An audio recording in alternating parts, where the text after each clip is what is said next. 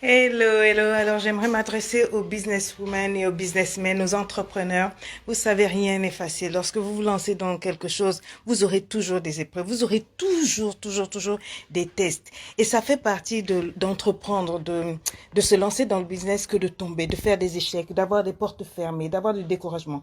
Une fois que vous allez vous lancer dans le business, vous allez voir que même tout le monde, même la famille devient expert. Tout le monde devient expert dans le domaine où vous voulez vous lancer. Tout le monde veut vous donner des conseils. Tout le monde veut vous dire ce qu'il faut faire. Et beaucoup de gens viendront vous dire que ça ne va pas marcher, que ça ne va pas avec vous, etc. N'écoutez personne. N'écoutez que votre cœur.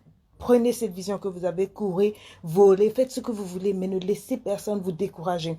Chacun a sa grâce, chacun a sa faveur. Ça n'a peut-être pas marché pour eux, mais pour toi, ça va marcher. Marche avec la vision que tu as. Prends du temps seul, prends du temps dans la prière, prends du temps seul pour réfléchir. Laisse ton esprit être créatif, laisse la foi monter. Et avec cette foi court, il faut que tu aies la conviction de ce que tu veux faire. Se lancer dans l'entrepreneuriat, dans le business, c'est une belle chose, mais c'est difficile. C'est capital. Il y aura des épreuves, il y aura des manquements, il y aura des échecs, il y aura des erreurs. Vous aurez des moments tellement difficiles. Mais si vous abandonnez, alors je dirais que vous n'avez jamais eu la vision, vous n'avez jamais eu le rêve d'y arriver. Parce que quand on a un rêve, pour arriver à quelque chose, même les blocages, les portes fermées, les complots, les crocs en jambes, les pots de banane et tout ça, concourent à te faire persévérer, à courir, à foncer. Rien ne t'empêche de continuer de rêver, de devenir créatif, de faire des choses plus grandes. Si tu veux te lancer dans un business,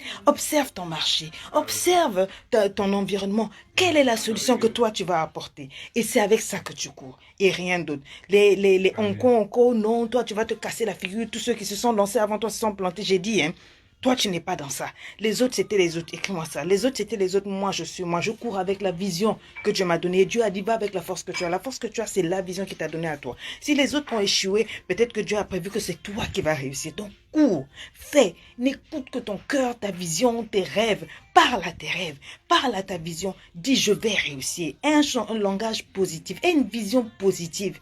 Et fais-le.